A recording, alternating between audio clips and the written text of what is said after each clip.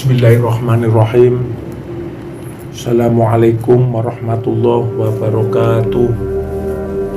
Salam dari Putra 47. Sedikit membahas tentang ajaran Syekh Siti Jenar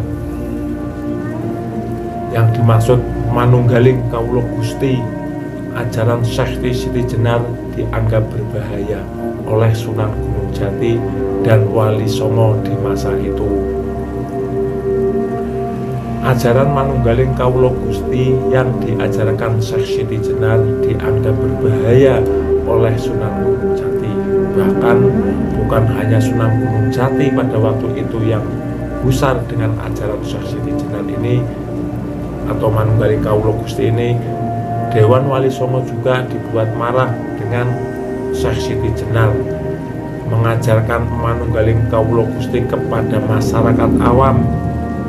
Ajaran Syekh Siti Jenar manunggaling kawula Gusti dianggap bisa menyesatkan umat oleh Sunan Gunung Jati dan Dewan Wali Songo. Pada dasarnya, ajaran manunggaling kawula Gusti yang disampaikan Syekh Siti Jenar adalah benar dan tidak melenceng dari ajaran agama. Namun, ajaran manunggaling kawula Gusti akan berbahaya jika diajarkan kepada orang yang masih awam, yang bisa saja salah dalam menafsirkan ajaran itu sendiri. Ajaran manunggaling kawula Gusti hanya bisa difahami dan dimengerti orang yang telah memiliki dasar agama yang kuat. Namun akan sangat berbahaya jika diajarkan kepada masyarakat yang masih awam karena bisa salah menafsirkan.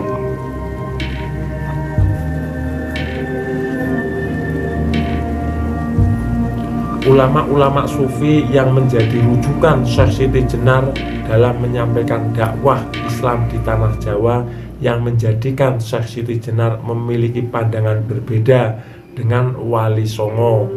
Ilmu tasawuf merupakan ilmu yang berdiri tegak di atas fenomena pengetahuan intuitif yang bersumber dari kalbu atau hati. Namun ilmu tasawuf ini oleh Syekh Siti Jenar digabungkan hingga sedemikian rupa dengan ilmu logika, sehingga ajaran yang disampaikan Syekh Siti Jenar tidak lazim dalam pengajaran ilmu tasawuf. Ilmu tasawuf sejatinya merupakan ilmu pengetahuan intuitif atau tersembunyi yang bersifat rahasia dan dirubah menjadi ilmu yang terbuka. Syekh Siti Jenar beranggapan bahwa pengetahuan makrifat yang bersifat irasional dirubah menjadi rasional. Seperti tokoh sufi Husain bin Mansur, seperti Al-Hallaj dan Ibnu Arabi tampaknya sangat mempengaruhi ajaran Syekh Siti Jenar. Al-Hallaj mengajarkan bahwa penciptaan alam semesta ini tidak lain dikarenakan Allah ingin menyaksikan dirinya di luar dirinya. Hal ini mengambil dari satu dalil sebagaimana bunyi hadis qudsi yang memiliki arti, aku adalah harta yang tersembunyi, lalu aku ingin dikenal, maka aku ciptakan makhluk, denganku ia mengenalku.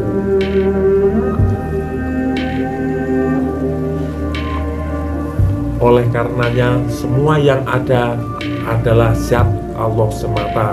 Begitu pandangan yang diajarkan oleh Al-Hallaj. Maka saat Allah menciptakan alam semesta tidaklah dengan zat lain, melainkan dengan zatnya sendiri. Dan apapun ciptaan Allah itu, Allah menyaksikan diri Allah itu sendiri. Dengan pandangan ini, sebagaimana Ibnu Arabi, Syekh Siti Jenar meyakini bahwa di dalam semua ciptaan tersembunyi anasir sang pencipta, di mana sang pencipta disebut zahir dan yang hak disebut batin. Kholak adalah wujud yang tergantung pada wujud mutlak Tuhan, tanpa wujud mutlak Tuhan tidak ada kholak yang maujud. Itu berarti yang memiliki wujud hakiki adalah Tuhan, sedangkan kholak, ciptaan atau makhluk hanyalah bayangan maya dari Tuhan.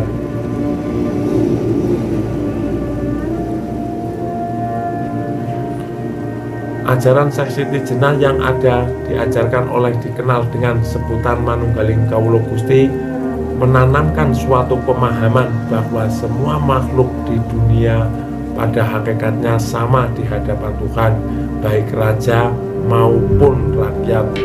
Jika tidak mengetahui hakikat sejati kehidupan, maka mereka akan jatuh ke dalam kekosongan ukhrawiyah.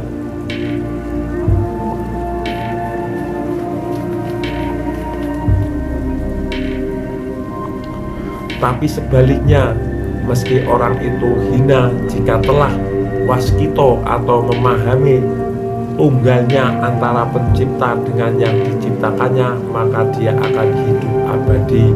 Itulah ajaran Manunggaling Kawula Gusti yang dianggap berbahaya oleh Sunan Gunung Jati dan Wali Songo pada masa itu, karena jika salah dalam menafsirkannya bisa membuat umat akan tersesat, bahkan akan menganggap dirinya adalah wujud dari Allah Subhanahu wa Ta'ala.